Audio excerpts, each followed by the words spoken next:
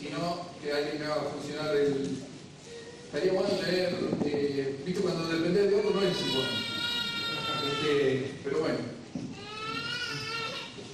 Saben que cuando ustedes estudian o leen el libro de Ageo, se supone que la semana pasada deben haber considerado el capítulo 1 y yo estuve leyendo todo el libro de Ageo para poder compartir con ustedes. Hay algo que sobresale, que es el centro de este libro y que es el templo. El templo es el centro del mensaje de Ageo. Todo lo que Ageo va a compartir gira alrededor del templo. Son 5 mensajes que el profeta recibe de parte de Dios, que son de exhortación y estímulo para que el pueblo de Israel termine la reconstrucción del templo. Ellos, seguramente ya la semana pasada lo habrán repasado, llegaron a reconstruir Jerusalén, llegaron a reconstruir el templo, pusieron las bases y por un espacio de aproximadamente 15 años quedó sin avanzar la obra. Y en la semana pasada vieron seguramente que, gracias Federico, la semana pasada seguramente vieron que hay en el primer capítulo una exhortación de parte de Dios a que el pueblo no racionalice más el pecado, que se dé cuenta que hay que cambiar, y después ahí empieza una exhortación también a poner manos a la obra y a comenzar a reconstruir el templo. Y en el capítulo 2 hay otro mensaje más de estímulo. Este mensaje tiene que ver, como ya lo venía mencionando, con el templo. Pero yo quería preguntarles algo, para repasar un poco la historia y hacer... yo soy profesor de la escuela bíblica y me gusta hacer preguntas, entonces ahora vamos a tratar de que haya un poco de comunicación entre nosotros. Les voy a hacer algunas preguntas. A ver si... Ahí está, esto ya lo dije. ¿Por qué no tenía templo? ¿Alguien me puede ayudar con eso? Porque había sido destruido por Nabucodonosor. ¿Y por qué había sido destruido por Nabucodonosor el templo?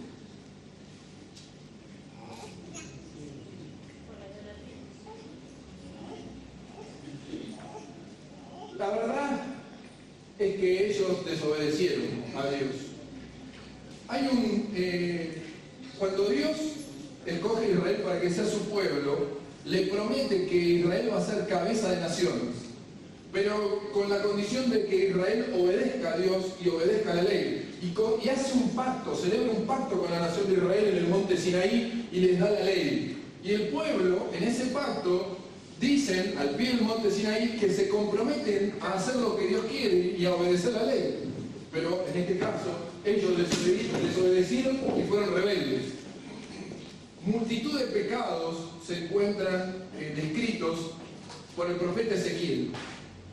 Hablan el profeta Ezequiel es llevado en varias oportunidades por Dios a las cámaras secretas de los sacerdotes y veían ahí la idolatría oculta que había en las cámaras del mismo templo.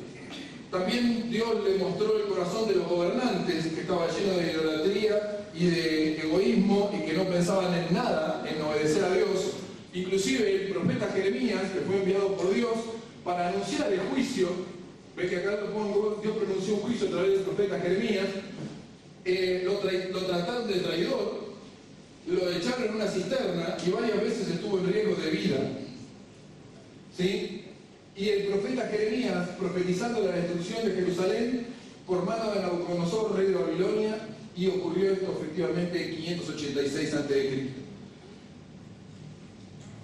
Entonces la destrucción del templo, del primer templo que hubo, fue un juicio de parte de Dios.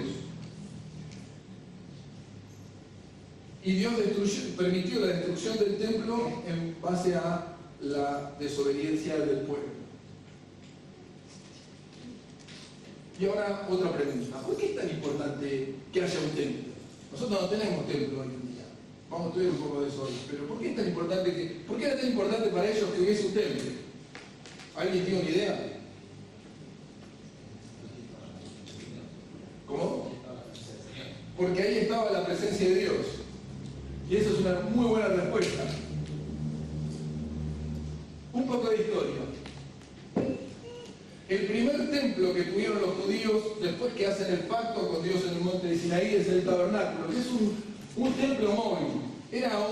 Ustedes van leyendo en el libro de Génesis, ya no, en Éxodo, y Levítico y Deuteronomio, y van leyendo en Josué que el tabernáculo de reunión era una tienda hecha con pieles de animales y que adentro tenía los elementos del santuario, que tenía el lugar santo y el lugar santísimo, y alrededor todo un atrio hecho de telas, ¿sí? Donde estaba el altar de bronce donde se hacían los sacrificios, y era el lugar donde estaba la presencia de Dios. Si ustedes recuerdan, a la noche la columna de fuego estaba sobre el tabernáculo mientras los israelitas iban en su éxodo por el desierto, y durante el día, cuando se alzaba el tabernáculo, la columna de nube la iba guiando. Y así ellos veían que la presencia de Dios estaba en medio de ellos y Dios los iba guiando. Una vez que entraron en la tierra prometida, durante muchos años siguieron teniendo el tabernáculo de reunión, el lugar donde se celebraban los sacrificios y donde Dios seguía teniendo su presencia. Pero David quiso edificar un templo para Dios, pero Dios no se lo permitió. Pero le prometió que el que lo iba a edificar iba a ser Salomón. Y así fue. En el año 966 aproximadamente, el templo fue todo planeado por David, todos los planos ya los había hecho él, había juntado un montón de dinero, porque él tenía en su corazón hacer el templo, pero Dios no se lo permitió. Entre paréntesis, viste, a veces que queremos hacer cosas para Dios, pero a veces Dios no quiere. Pero bueno, eso es un poco. Yo voy tirando unos cuantos de esos, porque es interesante ver la historia y ver un poco cómo Dios obra, ¿sí?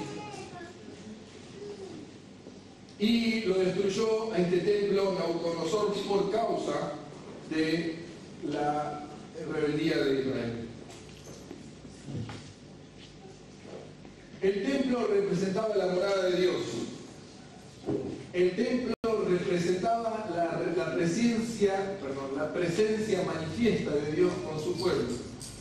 Quiere decir que ellos sabían que Dios estaba con ellos porque tenían un templo, ¿sí? Y si ustedes estudian en el Antiguo Testamento, en principio me viene a la mente la oración de Salomón en la dedicación del templo. Cualquier judío se inclinaba hacia Jerusalén para orar y tenía la promesa de que Dios lo iba a escuchar si había arrepentimiento y había un corazón para Dios. Y esto era porque había un templo. Aunque no había templo, el profeta Daniel abría la ventana, que tenía una casa que tenía una ventana que apuntaba a Jerusalén, y él se arrodillaba ahí y oraba, esperando recibir de parte de Dios la respuesta a sus oraciones.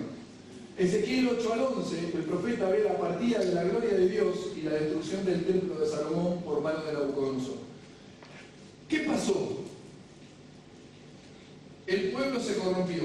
Yo les conté ya lo que Dios les mostró a Ezequiel de lo que hacían los sacerdotes y los líderes del pueblo. El pueblo estaba corrompido, la nación estaba rebelde a la voz de Dios. Y Dios le decía, entréguense a los babilonios, y ellos en contra.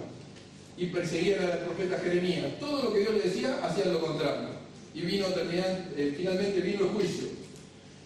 Y al profeta Ezequiel se le muestra que la gloria de Dios se va del templo. Cuando Salomón dedica el templo a Dios, cuando lo termina de construir, una nube desciende sobre el templo para manifestar que la gloria de Dios, que Dios había recibido el templo, que lo había hecho de alguna manera el estrado de sus pies, como dice la Escritura. Pero acá se ve que por la rebeldía del pueblo, por la corrupción del pueblo, por la idolatría de los gobernantes y de los sacerdotes, la gloria de Dios se fue del templo. Y después, o prácticamente al mismo momento, en el mismo tiempo, la destrucción del templo fue dada por mano de Nabucodonosor. Por lo tanto, fíjense qué importante que sería para los judíos una reconstrucción del templo, porque eso significaba que Dios nuevamente estaba dándoles el favor, que nuevamente Él estaba regresando, que su presencia estaba regresando, y iba a morar en medio de ellos, y las promesas, significaba que las promesas de Dios seguían fieles y firmes.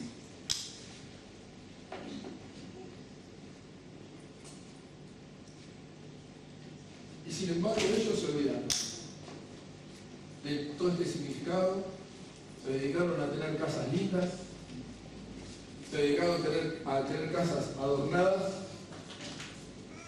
y por eso Dios levanta al profeta Ageo para que acomoden las prioridades. No está mal tener una casa, tampoco está mal tener una casa arreglada, pero no hay que descuidar las cosas de Dios.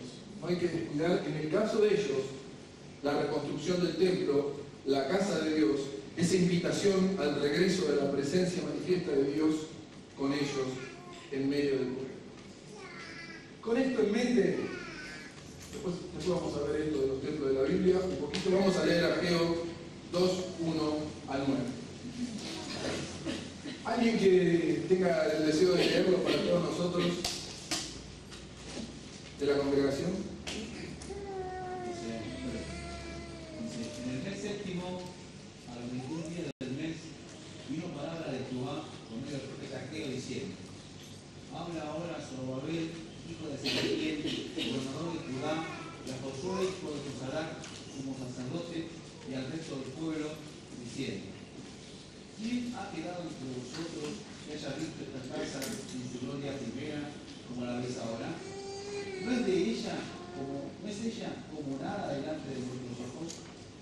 Pues ahora, Zorobabel, esfuérzate, dice Jehová, esfuérzate también, Josué, hijo de Josadak, sumo sacerdote, cobrad ánimo, porque toda la tierra, dice Jehová, por el pueblo de toda la tierra, dice Jehová, y trabajad, porque yo estoy con vosotros, dice Jehová de los ejércitos. Según el pacto que hicieron con vosotros cuando saliste de Egipto, así mi espíritu estará con vosotros, estará en medio de vosotros, no temáis. Porque así dice Jehová de los ejércitos: de aquí a poco yo haré temblar los cielos y la tierra, el mar y la tierra seca. Y haré temblar a todas las naciones, y vendrá el deseo de todas las naciones, y llenaré de gloria esta casa, ha dicho Jehová de los ejércitos. Mía es la plata, mío es el oro, dice Jehová de los ejércitos. La gloria postrera de esta casa será mayor que la primera, ha dicho Jehová de los ejércitos, y daré paz en este lugar, dice Jehová de los ejércitos. Vamos a ver. Querido Dios, te damos las gracias por tu preciosa palabra y por el mensaje que tienes para cada uno de nosotros a través de ella. Te rogamos que tú hables a los corazones de cada uno en particular de acuerdo con su necesidad, Señor, y que nosotros podamos responder a tu palabra de manera que te glorifiquemos. Háblanos, te rogamos en Jesús.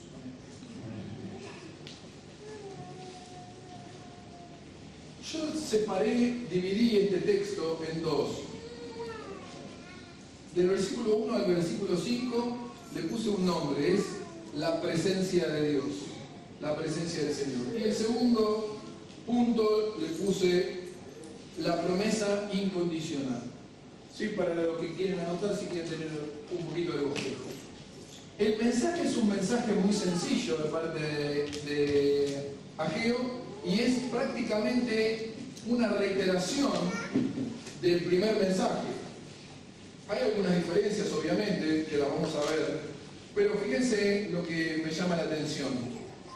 Versículo 2 dice, habla ahora, primero, el versículo 1, la segunda parte dice, vino palabra de Jehová por medio del profeta Ageo, diciendo, no es una idea de Ageo.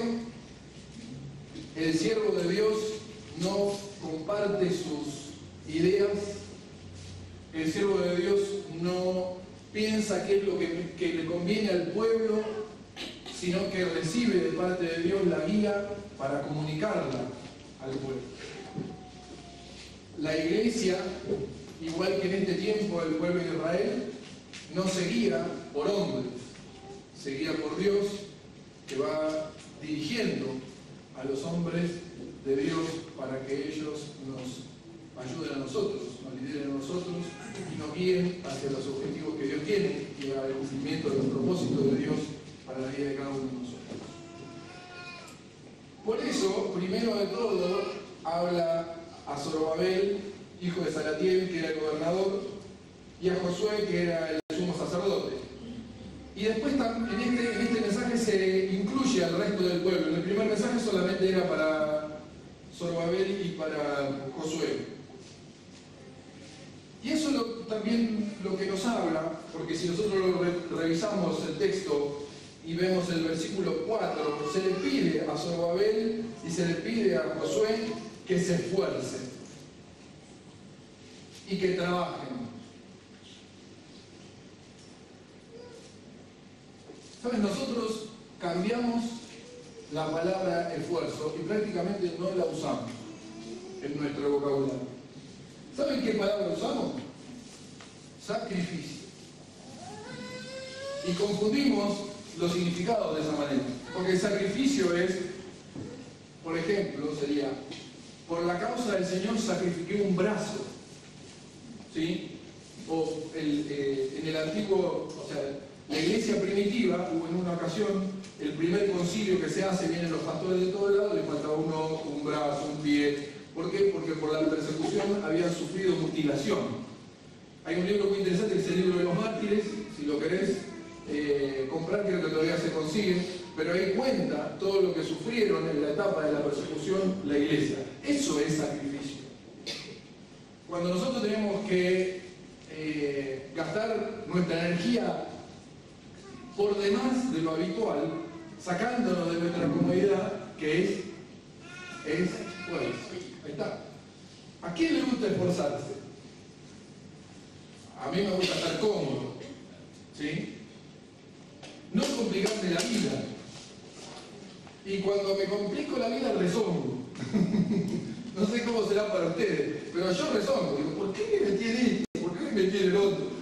Y a veces somos así cuando tenemos algo que Dios trae a nuestra vida y nosotros lo aceptamos. Decimos, ¿por qué me tiene esto? ¿Por qué me tiene el otro? Yo tengo suficiente con mi trabajo, tengo suficiente con esto. Y a veces, en el caso de personas que están liderando dentro de la iglesia, no solamente los ancianos, sino cualquier líder de la iglesia, que a la vez tiene que trabajar, en ocasiones está estirado en sus capacidades físicas y tiene que hacer un esfuerzo redoblado, y a veces puede venir ese sentimiento. ¿Por qué me meto en todo esto? Y hasta poder llegar a decir, si a mí no me paga nadie por hacer esto. Obviamente que nosotros, cuando hablamos de servicio al Señor, hablamos de dar a Dios de nuestra vida, no esperando recibir nada a cambio, sino solo para glorificarlo por lo que Él hizo por nosotros. Ese es el sentido del servicio y ese es el sentido del esfuerzo. Y a Zorobabel y a Josué, líderes civiles y líderes espirituales, se les pide el esfuerzo que se les pide a los que dirigen. Porque si ellos, que eran los que dirigían, se quedaban en la casa tomando mate, comiéndose un sándwich de milanesa, y decían al pueblo que vaya a edificar, iba a fracasar. Porque el ejemplo lo tienen que llevar adelante las personas que Dios puso para dirigir. Y el pueblo, dice, cobró ánimo y todos juntos empezaron a trabajar en forma armónica. ¿Saben? Miren, yo he tenido la oportunidad de haber servido al Señor en 5 iglesias. Y vi diferentes estilos de liderazgo.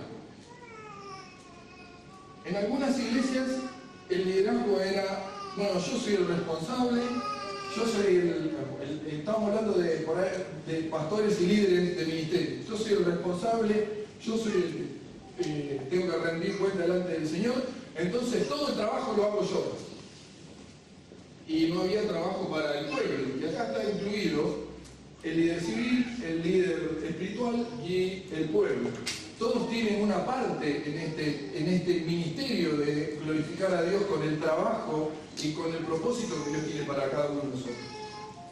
Entonces, hay una parte que tiene que hacer el liderazgo, pero hay una parte que tiene que hacer el pueblo.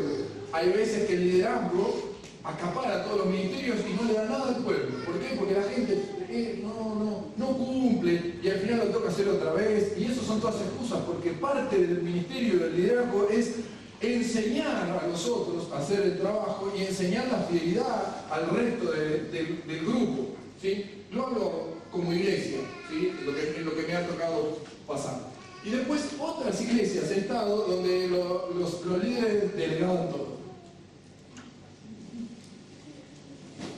Era el sándwich de milanesa con el mal de la mano y decirte, sacar una lista y mira, ¿por qué no haces esto? Entonces vos haces un montón de cosas y vos decís,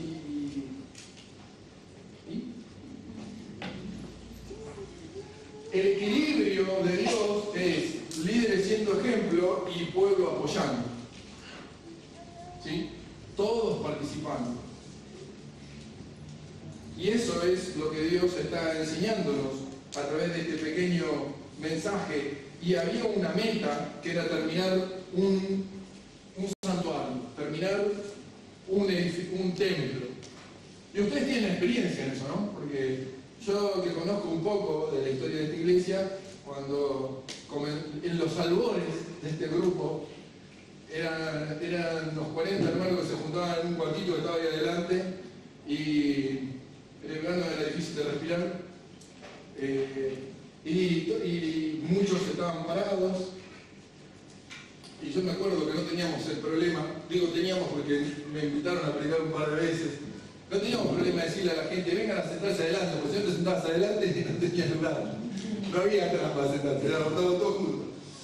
Y tuvieron que hacer este edificio que lo hicieron para la gloria de Dios, para el avance del reino de Dios en este lugar.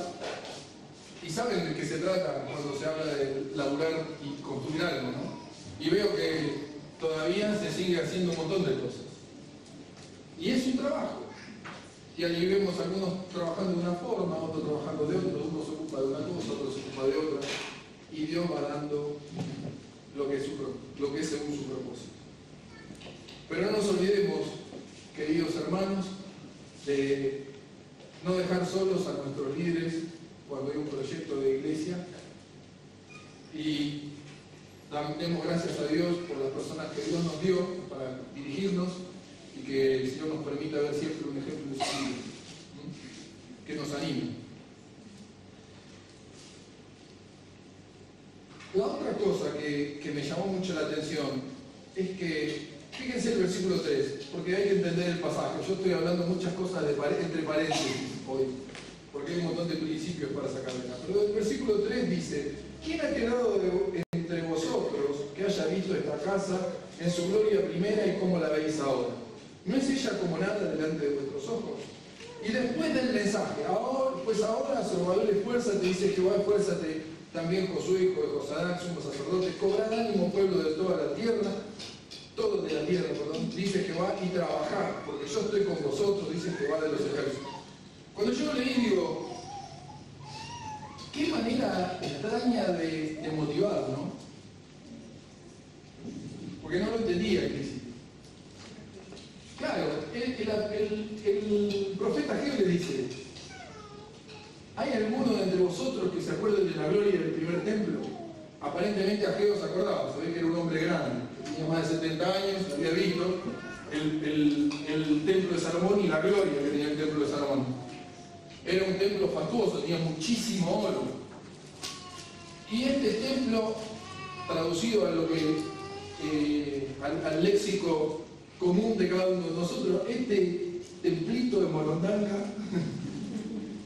que ahora ven ustedes. Digo, ¿cómo animas a alguien con esas palabras? Esas no eran las palabras para animar. Porque Dios dice, yo estoy con vosotros. ¿Cuál es el propósito del templo? manifestar la presencia de Dios en medio del pueblo. Y Dios le dice, yo estoy con vosotros.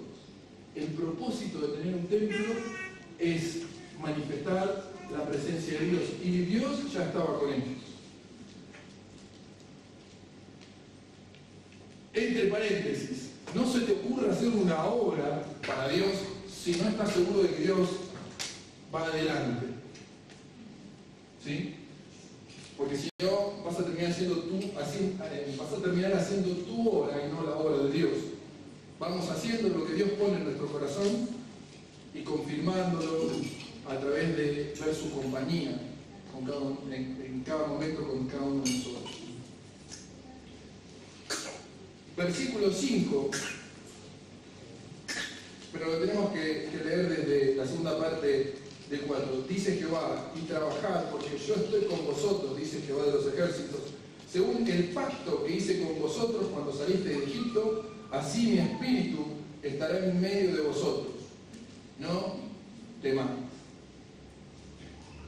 Y fíjense que Dios le dice que puede haber sido destruido el templo de Salomón y que ellos ahora tenían que reconstruir el templo. Pero Dios sigue siendo fiel al pacto, a pesar de la infidelidad del pueblo.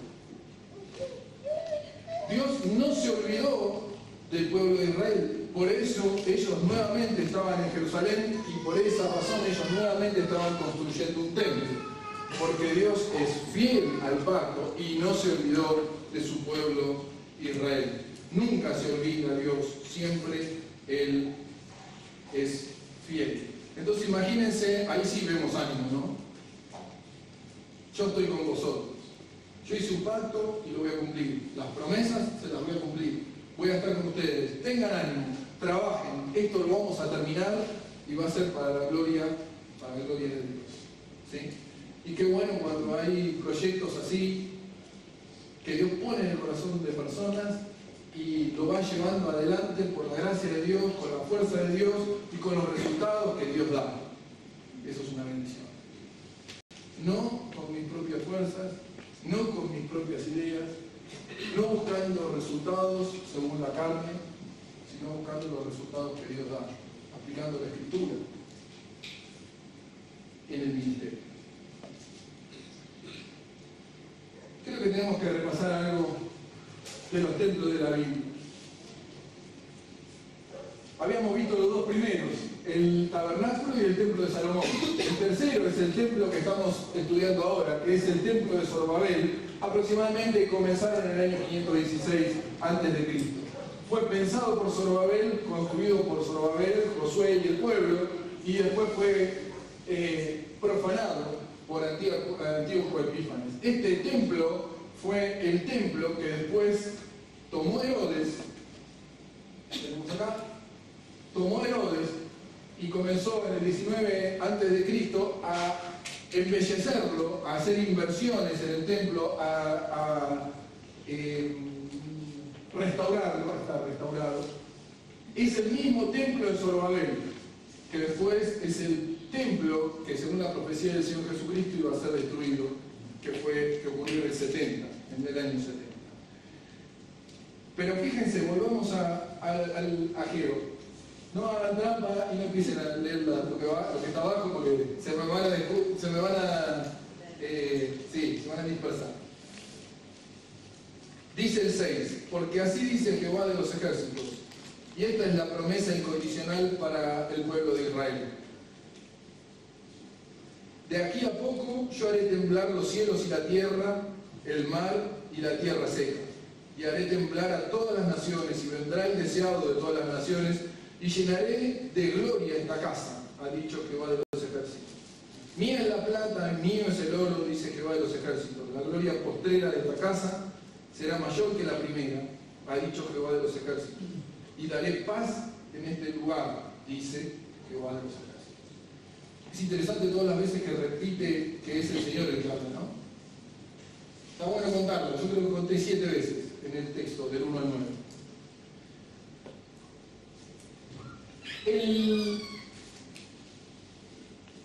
El profeta nos transporta ahora no la historia reciente de los acontecimientos que venían ocurriendo, sino nos transporta directamente al milenio. En el Antiguo Testamento la iglesia normalmente está escondida. En el Nuevo Testamento se dice que la iglesia es un misterio escondido. O sea que vos vas a leer todo el Antiguo Testamento y no vas a encontrar ni una referencia a la iglesia. Y normalmente lo que ocurre es que cuando hay una predicción presente para el presente y tiene que ver con las promesas futuras, el valle de la iglesia no está presente para la visión del profeta. Solamente el profeta ve lo que va a ocurrir en el momento, en el presente, y lo que va a ocurrir en el milenio, cuando todas las profecías acerca del pueblo de Israel se van a cumplir como dicen acá. Entonces, todo esto de temblar las naciones tiene que ver con la tribulación. Y vendrá el deseado de todas las naciones, el Señor Jesucristo, y llenaré de gloria esta casa, ha dicho Jehová de los ejércitos. Ahora, fíjense que no hay una distinción entre el templo de Zorobabel y el templo milenial que se menciona acá, que después lo vamos a estudiar, ¿sí? Pero hay algo que quiero que mires en el templo de Herodes. 19 a.C. ¿Qué pasó en el cero? Nace el Señor Jesucristo. ¿Y qué templo es el que camina el Señor Jesucristo? El de Zorobabel. Y no es que lo importante es la presencia de Dios en el templo. Y el Señor Jesucristo, Dios hecho carne, por decirlo de alguna manera, habitó ese templo y santificó ese templo. ¿Se acuerdan cuando echó a los cambistas? Tiró porque era la casa de él, era su lugar, el lugar donde él debía ser adorado. Y fíjense cómo la profecía se cumple, aunque en un sentido de doble cumplimiento, ¿sí? En el milenio, el Señor Jesucristo va a construir el templo, pero eso lo vamos a ver ahora. Vamos a adelantar un poquito. Quiero que repasemos. A ver, acá. Nosotros estamos acá, destruidos por los romanos en el año 70. En la época actual no hay un templo. El creyente es el templo y el cuerpo del creyente es el único templo hasta que el Mesías regrese. Y eso lo dice 1 Corintios 6, 19 y 20. ¿Ignoráis que soy templo del Espíritu Santo, el cual está en vosotros, el cual tenéis de Dios y que no sois vuestros? Glorificad pues a Dios en vuestro cuerpo y en vuestro espíritu, los cuales son de Dios. Eso dice 1 Corintios 6. Y después tenéis el templo del Apocalipsis 11, de la tribulación, construido por el anticristo, que será profanado y destruido. ¿Sí? No vayas a pensar que el templo que construyen en la tribulación va a ser el templo que el Señor va a usar en el milenio. No, el Señor va a construir un templo milenial. El profeta lo vio en Ezequiel 40, al 41 al 42, 20, de la descripción. También Zacarías habla de que el renuevo, el Señor Jesucristo, va a construir un templo y va a ser el templo que va a estar funcionando en el reino milenial. Seguramente va a haber muchas preguntas después del culto. Algunos me van a venir a preguntar para qué es necesario el templo si está Cristo. No se preocupen, hay mucho para estudiar. Vengan a la escuela bíblica. Mando chivo.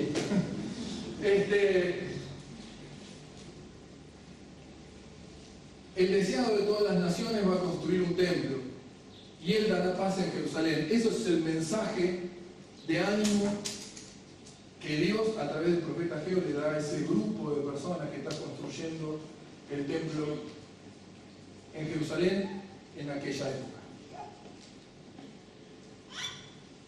Y como es profético, no voy a entrar mucho en detalle. Prefiero que nosotros pensemos qué hay para nosotros de esto. ¿Qué hay para el creyente de hoy de todo este mensaje? Si bien hubo varios detalles que pudimos aplicar, este mensaje es para esta gente en este momento. Lo que nosotros sí podemos ver es que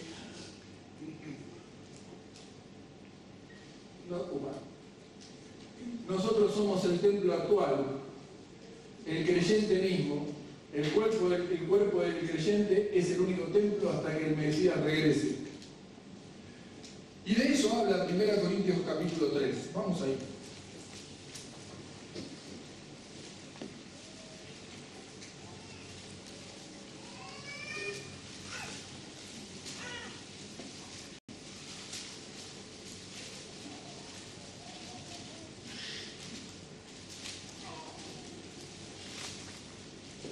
Versículo 10 al 16. Conforme a la gracia de Dios que me ha sido dada, yo como perito arquitecto puse el fundamento y otro edifica encima. Pero cada uno mire cómo sobreedifica, porque nadie puede poner otro fundamento que el que está puesto, el cual es Jesucristo. Y si sobre este fundamento alguno edificare oro, plata, piedras preciosas, madera, heno, hojarasca, la obra de cada uno se hará manifiesta, porque el día la declarará, pues por el fuego será revelada. Y la obra de cada uno, cual sea, el fuego la probará. Si permaneciere la obra de alguno que sobreedificó, recibirá recompensa. Si la obra de alguno se quemare, él sufrirá pérdida, si bien él mismo será salvo, aunque así como por fuego.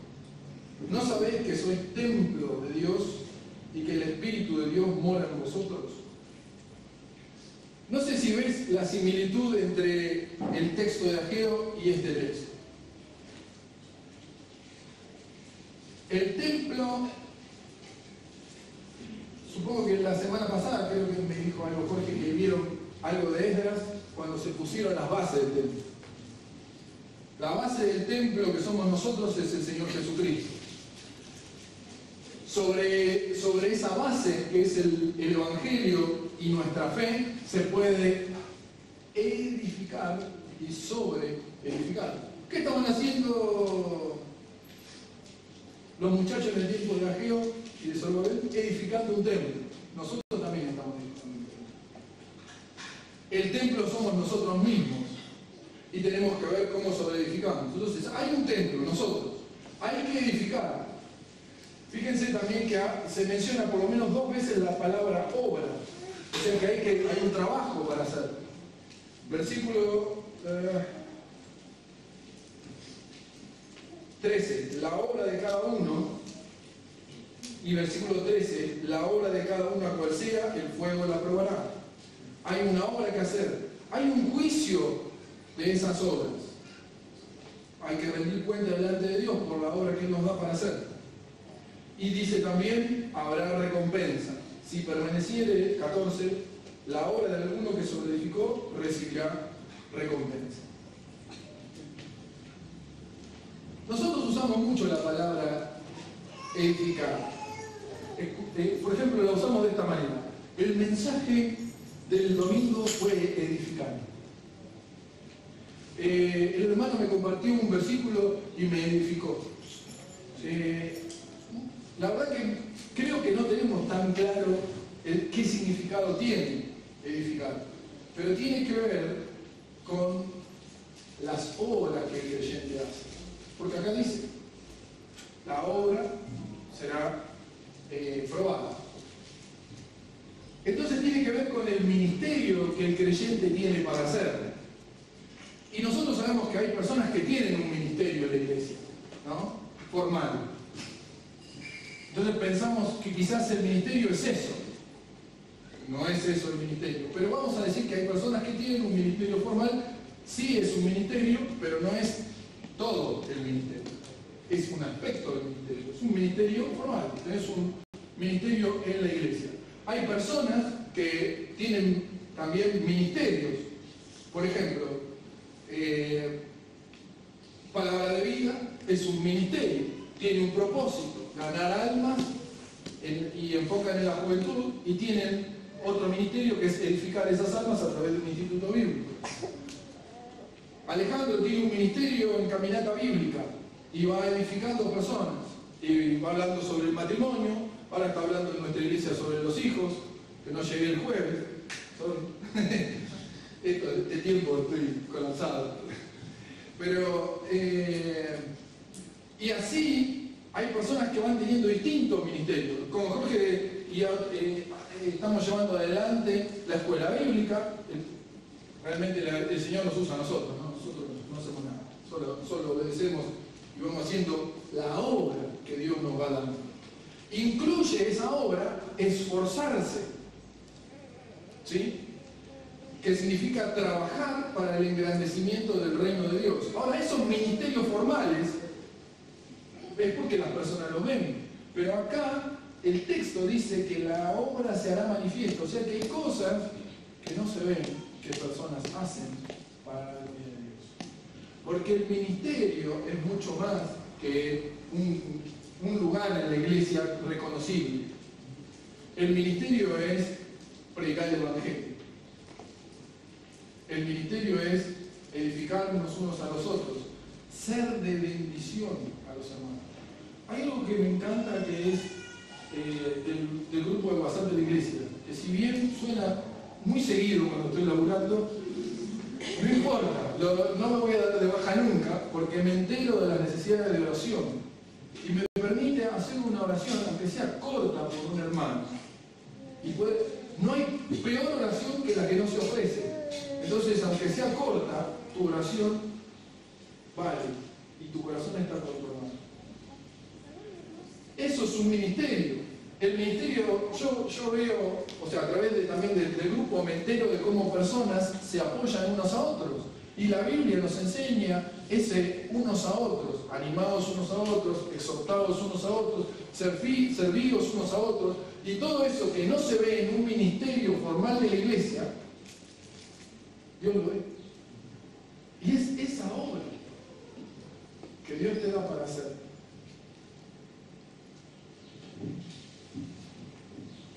Todos los creyentes tienen un ministerio que Dios les dio. Todos los creyentes tenemos un servicio para hacer. No todos los creyentes cumplen con el ministerio que Dios les da. ¿Por qué? Porque muchas veces no nos queremos esforzar. Es el tema del pueblo y de Ageo, ¿no? Del libro de Ageo. Esforzarte. Esforcémonos. Cobremos ánimo. Tengamos el deseo de servirnos unos a otros. Esforcémonos. Trabajemos para la gloria de Dios. Habrá un juicio de estas obras. 13, la obra de cada uno será manifiesta porque el día la declarará, pues por el fuego será revelada y la obra de cada uno, cual sea el fuego la probará. Fíjense que no está hablando del creyente, sino de las obras del creyente. Esto es un juicio de las obras que nosotros hacemos, que nosotros queremos hacer para Dios, ¿sí? Y es un juicio que tiene que ver con recompensar. Es un juicio positivo. ¿Sí? Es como de una competencia, ¿sí? Y reconocer a los campeones. En esta competencia todos pueden salir campeones. Porque tiene que ver con lo que Dios me da para hacer. Tiene que ver con el propósito de Dios para mi vida y mi esfuerzo en cumplirlo. Y mi dependencia de Dios para cumplirlo. Y mi pureza de motivos para cumplirlo. Y entonces va a haber una recompensa. Y hay los estudios de las coronas, yo supongo que habrán estudiado algo de las coronas, pero la realidad es que va a ser la alabanza con lo que nosotros vamos a alabar a Dios por la eternidad, por lo que Dios para nosotros. Y yo creo que yo voy a ver algunas obras delante de mi rostro que se me van a quemar. Y lo lamento. Pero espero seguir aprovechando las oportunidades que Dios me da de servir, de esforzarme y de trabajar para que algunas obras permanezcan. Y en una ocasión escuché un mensaje en la radio, no recuerdo ahora el predicador, pero es el que está a la mañana a las 8, a las 9. Y él hizo una oración así antes de predicar el mensaje. Dijo así: Señor, que el tiempo que vamos a usar ahora para alabarte y para estudiar la palabra permanezca el día del tribunal de Cristo. Y de vez en cuando hago esa oración. Y me gusta hacerla pública. Porque nos enfoca en que lo que hacemos, si lo hacemos con un corazón consagrado a Dios y lo hacemos con un corazón sincero y un corazón con motivos puros para el beneficio de los otros, no para la gloria personal, sino buscando la gloria de Dios, entonces Dios lo va a recibir y va a hacer algo que va a ser recompensado, no porque soy un crack haciendo la obra de Dios, sino por la gracia de Dios. Entonces, si el diablo te está tentando para aflojar en tu ministerio, o te está llenando la cabeza de excusas para no hacer el ministerio, para no compartir el evangelio, para no preocuparte por tus hermanos, para no servir a otros, para no estar atento a qué es la necesidad de un hermano y tratar de suplirla, entonces te animo a que cambies eso y escuches la profecía de Ageo. Cobrad y trabajad para la gloria de Dios. Él tiene un hermano. Bueno, querido Dios, muchas gracias por el profeta Ageo y por el precioso mensaje que tiene de animarnos a trabajar en cumplir tus propósitos y en edificar para el engrandecimiento de tu obra y para el crecimiento de tu vida. No nos merecemos el privilegio de que nos uses. No nos merecemos el privilegio de trabajar en tu obra. No nos merecemos el privilegio de esforzarnos en lo que te lleva gloria a tu nombre. Ayúdanos a entender esto y que tampoco nos merecemos la recompensa que nos darás, pero te alabamos por tu generosidad, por tu gracia, por tu grandeza y por tus bondades para nosotros. Nos admiramos de cómo eres, Señor, de quién eres y de que aún con la diferencia que hay entre el Dios Santo y nosotros que somos pecadores, tú nos das todas estas oportunidades. Ayúdanos a aprovecharlas y a poder llevar toda la gloria de tu nombre.